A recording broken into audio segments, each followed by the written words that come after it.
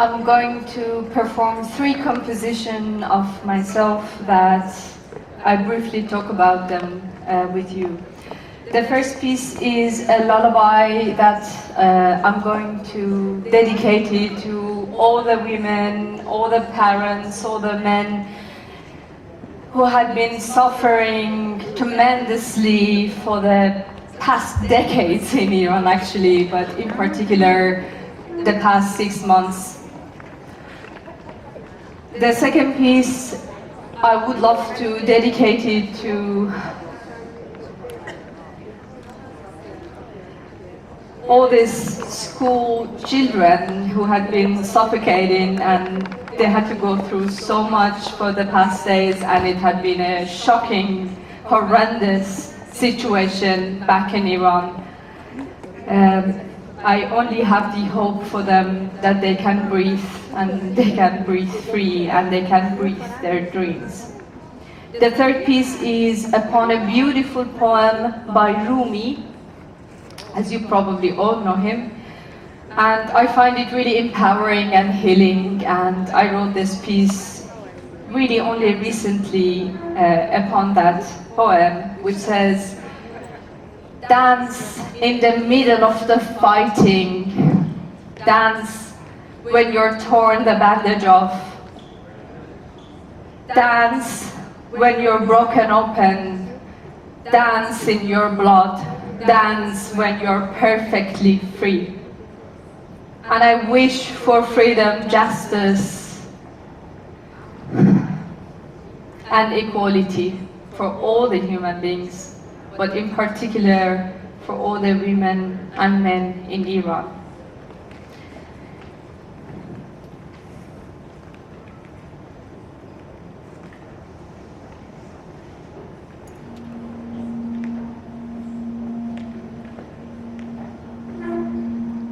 I'm in my mother's womb. I reach out, pushing the walls. Each push brings more freedom. Each breath brings more life. The sound outside comes through like muffled drums. I hear them calling me.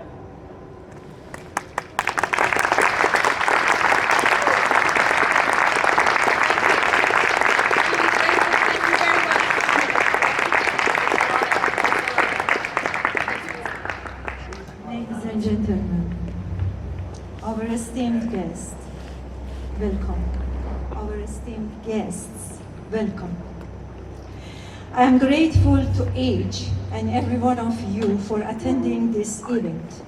I am equally grateful to the people of the Netherlands, the members of the parliament, and the government of Netherlands for their solidarity with the Iranian people in the Women Life Freedom Movement, as well as for the celebration of the International Women's Day. Thank you for your support since that dark night when the violence from the morality police caused the death of Mahsa Amini, and all the dark nights that followed as the blood of young Iranian women and men, as red as the tulip of your country, was shed.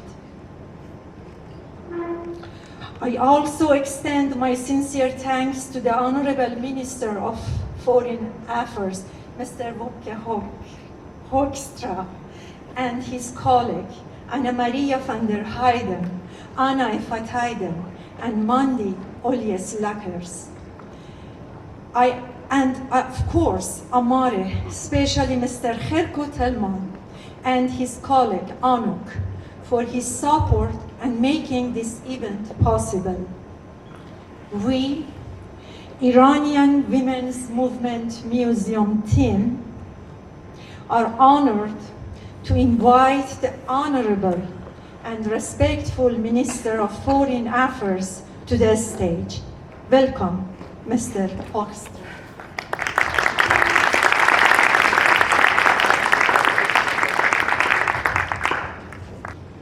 Ladies and gentlemen, welcome. And thank you very much. Thank you very much for your warm welcome to me, and of course for where's the there you are. Thank you very much for your fantastic performance. My pleasure. And great you are here. And in my view, you have certainly set the right tone for the type of evening we're supposed to be having tonight. Ladies and gentlemen, when I was asked to open the exhibition From Evin for Women, Life and Freedom, I said yes. And I said yes because of its relevance and because of its significance. This extraordinary exhibition brings together grave injustices endured by women and great accomplishments achieved by women. And today, on International Women's Day, I think it is tremendously important to acknowledge both. And I'm here, of course, today with all of you to commemorate Masha Amini, and to express my solidarity with the brave women of Iran, and to praise your truly tremendous courage and determination. I recently met some of you here in the Netherlands, and some of you I've already met a number of times, including, of course, Masoureye Shoyoyi, the driving force behind the exhibition. And I'm still practicing on the names, as many of you will sense. And just now, as you gave me a guided tour, I was once again struck by that courage, and of course also by the stories which you shared with me.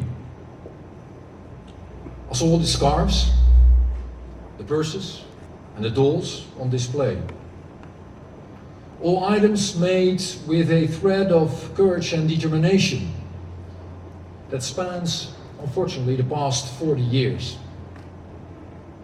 And including two special dolls I'd already heard of, but had not yet seen, until Mansoureye showed me. It is a thread that leads to Shirin Ebadi, the Iranian lawyer, writer, and Nobel Prize winner. And she has inspired so many women, and probably also many that are here gathered here today. And of course, she inspired also human rights lawyer Nasrine Sotoudeh, another activist to whom that thread of courage leads us. And Nasrine has dedicated her legal career to representing defenders of women's rights, including women prosecuted for removing their hijabs. And she knew that her work could lead to imprisonment in horrible places, such as Evin, but it didn't stop her. And she knew it could lead to violence or even death. But the unbreakable thread of her courage did never yield.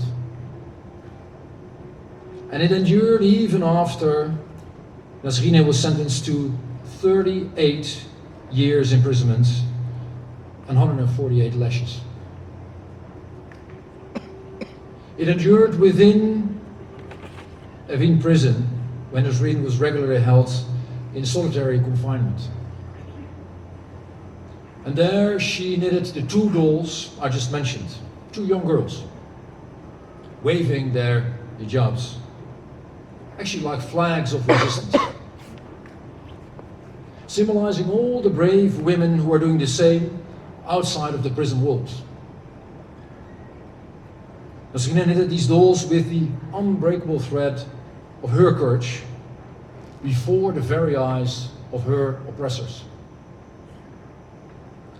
And it is that same unbreakable thread that runs through the life of Mansoureye, who protested against the compulsory hijab way back on International Women's Day in 1980. And to this day, Mansoureye remains an unstoppable force, an absolutely unstoppable force for women's rights, as I saw for myself when I met this inspirational woman. She brought the two dolls here. Ladies and gentlemen, Shirin, Nasrine, and Mansoureye are all unstoppable. Actually, like every Iranian woman I've met. And you will not stop. You will not stop, even as the oppression continues and unfortunately the setbacks are piling up. And instead of stopping, you have knitted the thread of courage into a strong fabric, withstanding repression of the most in humankind.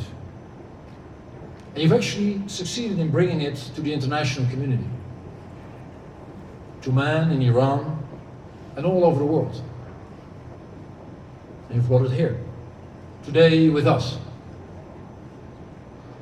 And let's make sure that from here today, the thread goes on. Because the world cannot turn a blind eye on the grave human rights violations in Iran that are taking place every single minute of every single day. And we cannot turn a blind eye to the deaths of hundreds of innocent civilians, the arbitrary arrests of almost 20,000 people, the executions and the torture, and the use of sexual violence basically as a means of oppression. And the Netherlands will continue to do all it can to urge the Iranian authorities to bring this to an end. And we will do our utmost to help the Iranian people to achieve justice. By supporting the independent international fact-finding mission on Iran, for example. Because we need watertight evidence to ensure that the perpetrators simply do not get away with their crimes.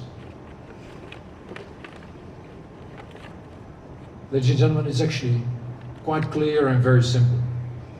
This long thread of courage must go on.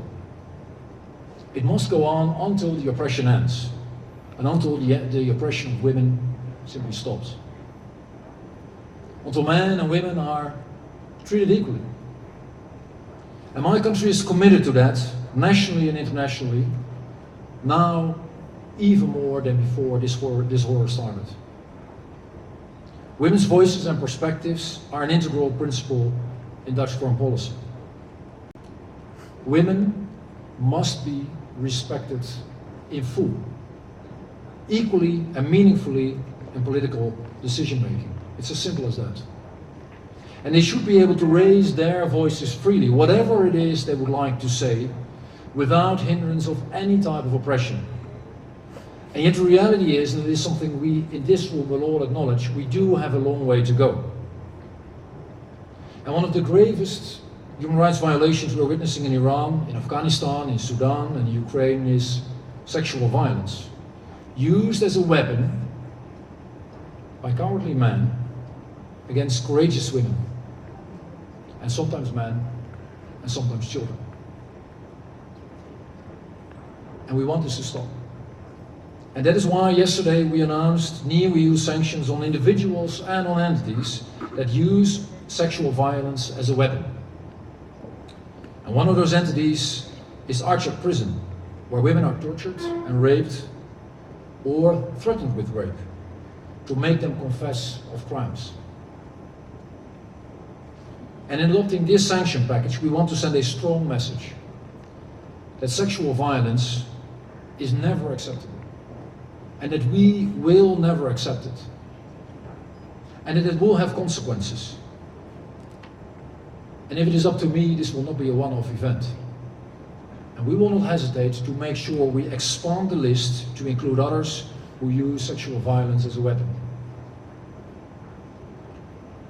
Ladies and gentlemen, the bad news is that violence against women and girls is on the rise, and women's rights are being curtailed worldwide. And in the past few weeks, young schoolgirls in Iran have been poisoned on a mass scale. And of course, although the full details of the attacks are not yet clear, this truly is every parent's worst nightmare. For girls in Afghanistan, going to school is no longer possible.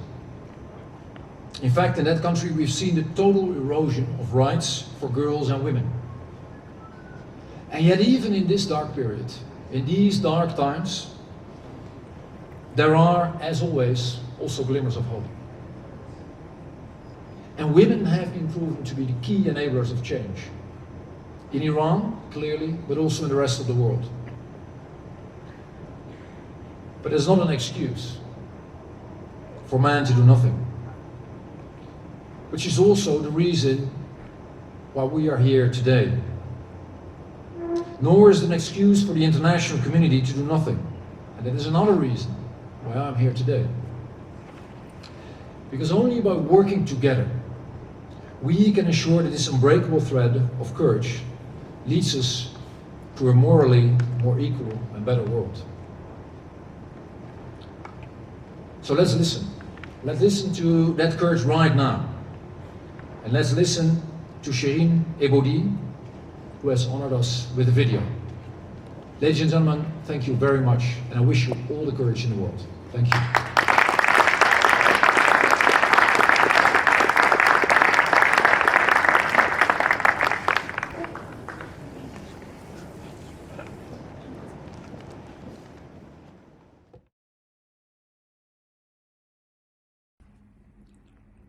خوشحالم که این نمایشگاه روز 8 مارس افتتاح شد.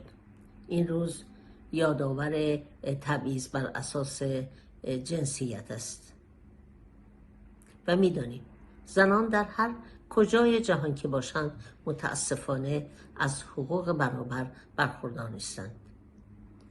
النهایه در برخی از کشورها ستم بر زنان کمتر است، یعنی در قانون برابرند اما امکانات مساوی برای استفاده از این برابر در اختیارشون نیست و در برخی دیگر تبعیض بسیار بیشتره و عمدتاً کشورهای اسلامی از جمله ایران است. در این کشورها تبعیض بر اساس قوانین به رسمیت شناخته شده و این قانون است که زیربنای تبعیضه. این قوانین بر اساس فرهنگ پدرسالار حاکم بر این گونه کشورها ناشی شده. این فرهنگ تفسیر خودش رو از هر چیزی ارائه میده، از جمله از مذهب، و مذهب رو طوری تفسیر کرده که عقاید مردانه خودش رو تثبیت بکنه. اما چه باک زنان ایران در هر شرایطی که باشند به نبرد با این تبعیض برخاستند. سال هاست حتی حصار زندان، میله های بازداشتگاه ها، پستوی خانه ها نتوانسته صدای زن ایرانی رو ساکت بکنه. زن ایرانی ساکت نشسته. این نمایشگاه نمونه از اراده زن ایرانی است. ببینید، با کمترین امکانات در بدترین شرایط باز هم خلاقیت دارن. در حقیقت خود کاردستی هایی که اینجا میبینید زیاد مطرح نیست. به نظر من اون چی که بایستی مورد توجه قرار بگیره اراده پشت این کار خواست که به ما میگه ما شکست نخوردیم، ما ساکت نشستیم، آینده از آن ماست، ما موفق میشویم. و خواهران ما، زنان ایران، دست در دست هم به سوی آینده‌ای روشن که در اون هیچ نوع تبعیضی بر اساس جنسیت، گرایش جنسی، مذهب، زبان، فرهنگ، قومیت نباشد خواهند رفت. ما موفق می شویم زیرا که اراده کرده ایم که موفق شویم. با امید برابری در ایران و همه جهان. Today is 100 years since the first International Women's Day ceremony was held in Iran in 1923. Sadly, the number of Iranian women who are in prison due to women's rights is 100 times more than 100. Is 100 times more than 100 the number of those who lost their life for women, life, freedom. They have been shot directly in the eye by police forces. They have been raped in prisons. Even schoolgirls being poisoned is more than 100 times. But the names of most of these women, including the demonstrators, activists, those arrested and imprisoned, are concealed behind the veil of etc. For the International Women's Day, allow me to begin with the ellipses, the 3 dots that are used to abbreviate text and names, which inspired me to talk about 3 momentous celebrations of International Women's Day in Iran that were caused by nameless women. Let me start with this. My name is etc. Yes, I am one of the 3 dots. 3 dots that appear on the poster of our program. Why? Because the use of these 3 dots in many parts of the world has long signified the absence of women. In many countries, women's names are still concealed behind the veil of an etc. But most of these women have the magical power to turn their 3 insignificant dots of namelessness into the most significant and well-known dots in the world. The first dot. The first dot is in 1923, 100 years ago.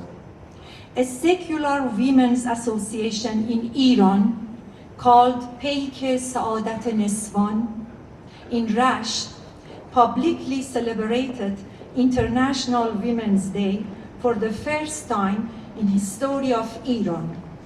The association was founded in 1919 as a result of women's rights movement when women stood up with 3 demands: the right to vote, the right to establish independent association, and the right to public education for women. The second dot. The second dot on Women's Day, 1979, 2 or 3 weeks after the Islamic Revolution, Mr. Khomeini's office issued a decree making the Islamic hijab mandatory for all women. This is from the same man who was sitting under a beautiful apple tree in Neauphle-le-Château, France, and respond to the reporters that after the revolution, everyone in Iran will enjoy freedom. He lied.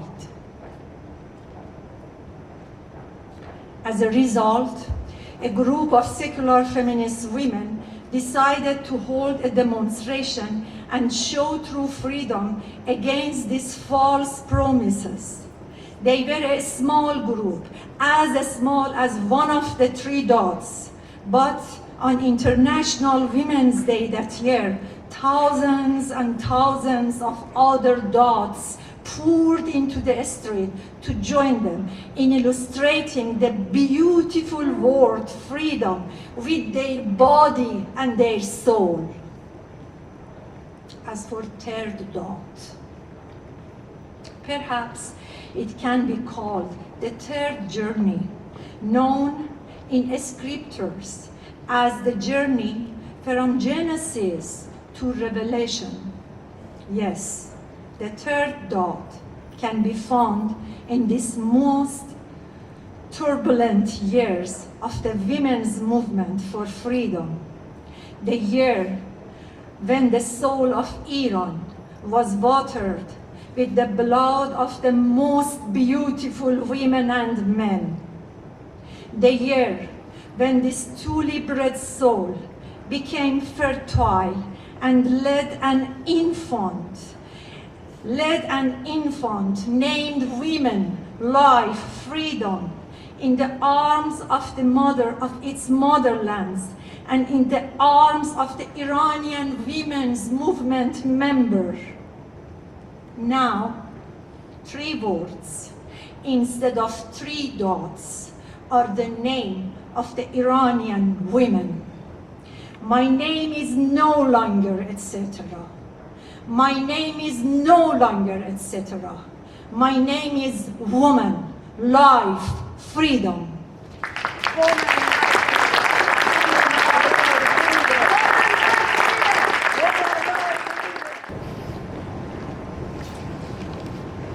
Good evening, everyone. I'm immensely honored to be here this evening.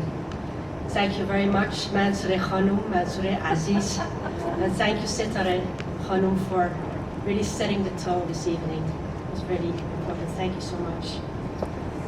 We're here to mark International Women's Day, to visit the moving exhibition From Evin for Women, Life, Freedom, to pay tribute to remarkably courageous women and girls in Iran, in this hall, and around the world. And to commemorate incredible women and girls who have given their precious lives for freedom. When I was 16 years old, I watched a music video by a Canadian music artist that has affected me ever since. It was about a real-life story of a brave Iranian high school student with beautiful green eyes and long, dark brown hair. Her name was Mona Mahmoudnejad. She too was 16 at the time. One evening in October 1982, she was studying in her room for an English test when suddenly 4 armed Revolutionary Guards entered her family home. The guards blindfolded her and took her to prison by force. Behind bars, she was subjected to interrogation and verbal abuse, hours on end, all because of her religion, the Baha'i faith. The guards threatened to kill her if she did not renounce her religion, but Mona stood firm and stayed true to her beliefs. 8 months later, in June 1983, the prison guards took her, together with 9 other Baha'i women, by bus to a nearby field.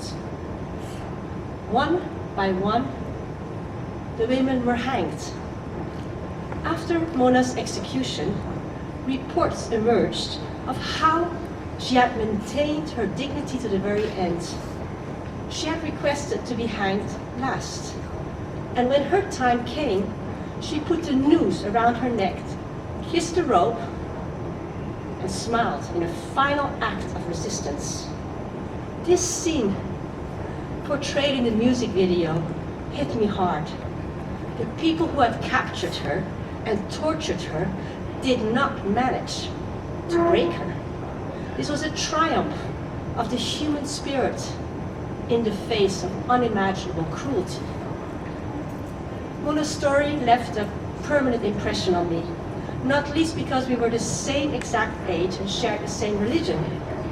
This made me realize how fortunate I was to grow up in the Netherlands, in a democratic country where we can openly express how we feel, what we think and believe in, and what we stand for. How very different Mona's situation was. She couldn't speak out freely, practice her religion of choice, and develop her full potential. Mona was essentially deprived of her freedoms. As a teenager, her story had made me aware that we should never take freedom for granted. Sadly, 40 years later, the human rights situation in Iran has not improved. To the contrary. My heart aches for women and girls in Iran risking everything to just be free to show their hair and live their lives in full freedom. My heart aches for Iranians of every age and walk of life who fearlessly stand up for freedom at great personal risk and suffering.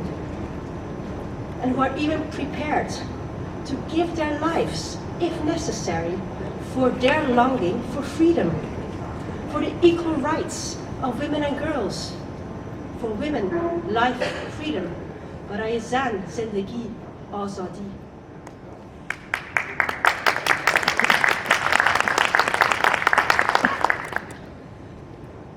These incredibly courageous people should be heard by the Iranian authorities, not intimidated, threatened, poisoned, beaten, detained, mutilated, tortured, or even killed.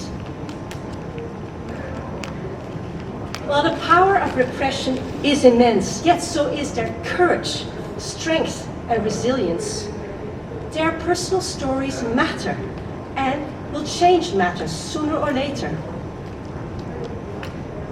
Their extraordinary courage fosters our deep commitment to increase pressure and join forces to urge the Iranian authorities to immediately stop all atrocities, uphold human rights and freedoms, and end all discrimination and violence based on women, against women and girls. This evening, Foreign Minister Mr. Wopke Hoekstra has reiterated the Dutch government's strong and dedicated commitment to this cause and shown his deepest solidarity.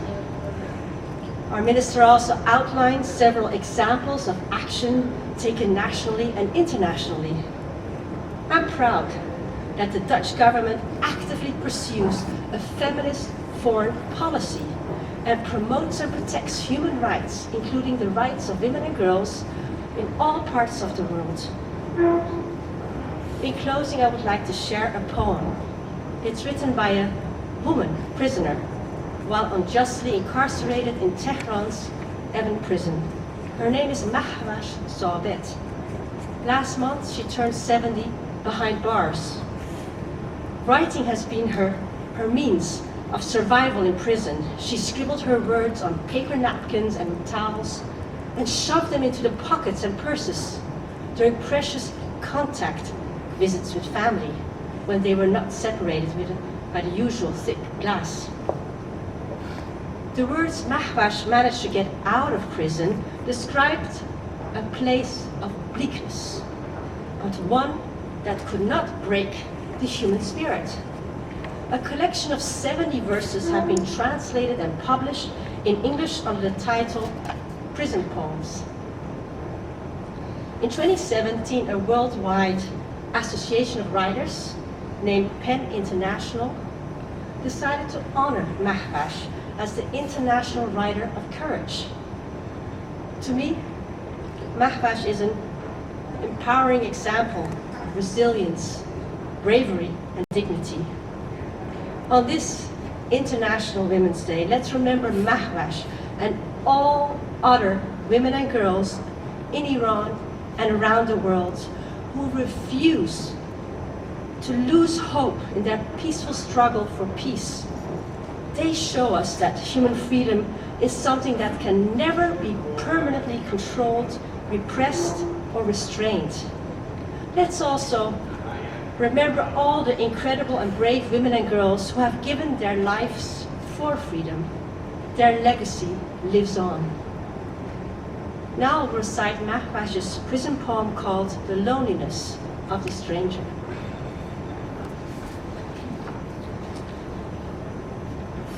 With our backs to the future, our faces to the past, the years go by and we're all still here, strangers in our loneliness.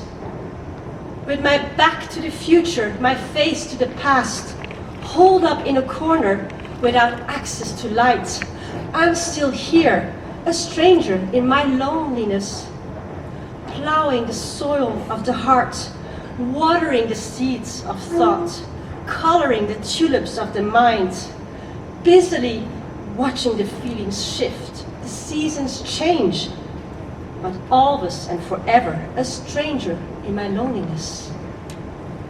And as she drinks the stagnant water of this upside down life, as she chokes on the stagnant water of this inside out place, in this back to front world, the stranger keeps longing in her loneliness, longing for her prayers to be answered.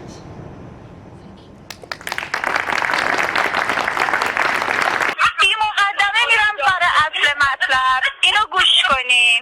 یک، دو، سه. خاک این گندم تو خیابونه، خوشه خشم من و تو تشنه بارونه، حق ما کم نیست، زانوی غم نیست، قلب ما که دور از هم نیست. دنیای تازه این یه آغازه، پنجره تارو یا بازه، همه با هم یا همه تنها. بلا چاو بلا چاو بلا چاو چاو چاو، میپریم از خواب یه شب مهتاب، ما که بیداریم تا فردا. آخر زنجیر صلح عالمگیر، میشکنه با دستای ما، یا همه با هم یا همه تنها.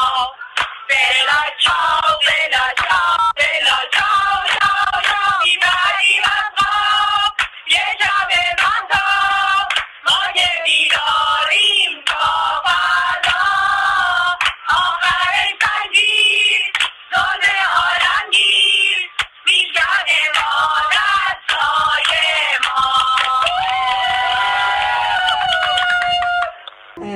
Actually, the second video we have already watched, it's a call from women's ward in Evin Prison. Aliye Mutallebzadeh, one of the prisoners, called her daughter. Her daughter now is in Germany, and we were expected to have her tonight, but because of the visa, she can't come. But anyway, she called her daughter and asked her, told her, we have a surprise for everybody, for the exhibition, for Mansoure, for the friends. 1, 2, 3, we want to sing a song, Bella Ciao, by the Persian Wars. And her daughter, Ghazal, recorded it and sent it to us with some photos of their women at the moment are in prison for women life freedom. Some of them is released, some of them are still in prison. As a closing mark, I would like to invite my honorable guest, yes, Farah Karimi, to a stage to say the closing mark and to invite you for exhibition. Welcome, Farah.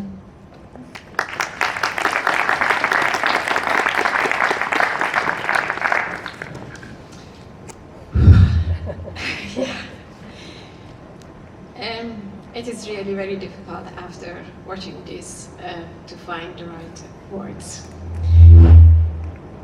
What we just have seen is really a great manifestation of bravery, the strong and unbroken will of women in Iran fighting for freedom.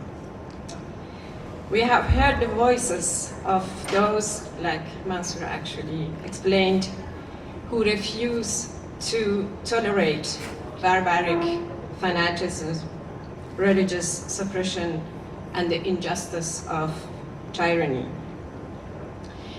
Evin Prison is an ugly monument of tyranny that has been in existence for decades. While the prison was built in the 1970s under the Shah regime, it has continued to be used as a detention center by the Islamic Republic of Iran since the 1979 revolution. Over the years, countless unspeakable atrocities have taken place within its walls, including physical and psychological torture, rape, and thousands of executions. It is sad in a way that on International Women's Day, we are reminded of the brave women currently imprisoned in Evin Prison in Tehran for simply demanding their basic human rights. Unfortunately, Evin is not the only prison in Iran that houses human rights defenders, students, journalists, and young women and men peacefully demanding their rights. Many other known and secret prisons are currently being used to silence people who refuse to tolerate the tyranny of mullahs like Khamenei and Raisi. Since the start of the Women Life Freedom Revolution sparked by the killing of Mahsa Jina Amini, it seems that the regime knows no hesitation in using medieval methods and tactics to silence people. Nilufar Hamedi, a young, dedicated journalist who was the first to report about the death of Mahsa Jina, is now imprisoned. And as Mansour told, she was one of the singers of the song. Her crime? Reporting about the crimes of the Islamic regime in Iran. Every day, the Iranian population experiences new atrocities, and children and girls have been intentionally and systematically poisoned in schools for far too long. It is heartbreaking to see young schoolgirls in their uniforms and forced hijabs falling ill on school grounds, in hospitals, and on the streets in different cities. These girls cry out that they can't breathe, and hospitals are filled with poisoned children who went to school with the trust that they would be safe there. Despite the regime's efforts to silence them, girls in Iran are fearless, courageous, and determined to challenge the power of the old grey despotic religious men. They raise their voices and show their middle fingers to the cruel mullahs like Khamenei, shouting loudly for women life freedom. They are the torch bearers of a movement that will not stop until the regime of injustice in Iran has ended. Ladies and gentlemen, dear friends, it is saddening that a devastating war as a result of Russian aggression is taking place in our continent. And sometimes we cannot see or hear about more misery and tyranny going on in the world. I understand that, but please keep paying attention to what is happening in Iran. Since November last year, students have been systematically and extensively poisoned in schools in Iran. This is a systematic chemical attack on girls' schools. These are not isolated incidents, but rather part of a pattern of abuse and oppression against the Iranian people. The regime in Iran has done nothing to identify, arrest, and end these attacks. They have also done nothing to prevent new attacks. Instead, they violently target concerned parents who protest and want to know why their loved ones have been poisoned, and arrest journalists and reporters reporting about these atrocities. This event here today is organized with the support of the Ministry of Foreign Affairs, our Ministry of Foreign Affairs. And the presence of our Minister Hoekstra, here today shows the importance that he attaches to Iran. And I am very grateful for that. But I am saying to our Ambassador for Human Rights sitting here, and I hope that she will deliver the message to the Minister, we need more significant actions, real actions. We need to hold the Iranian regime, Mr. Khamenei and Raisi, personally accountable for the crimes against humanity that are taking place in Iran. They are still not on the sanctions list. And we have to do and use all the legal means of international law international humanitarian law and international human rights to bring them to justice. That's what we want. That is what we want. I am grateful to Mansoura and very honored, and I don't know where she is, she's here. Next to you. And very honored to be able to call her my dear friend for her tireless efforts for decades to be the voice and advocate of the women's movement, and in particular those in regimes' prisons. Thank you very much.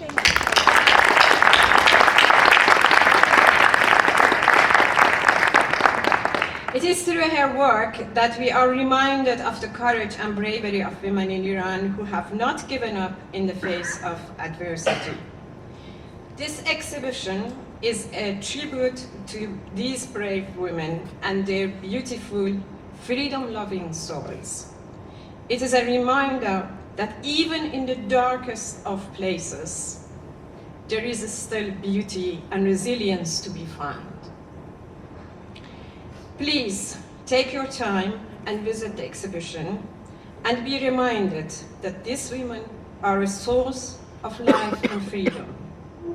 Woman, life, freedom is what they and we shout until the tyranny of the Islamic regime in Iran is ended. Thank you very much.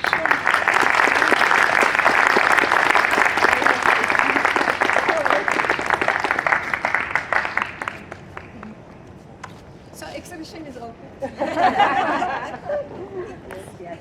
Please.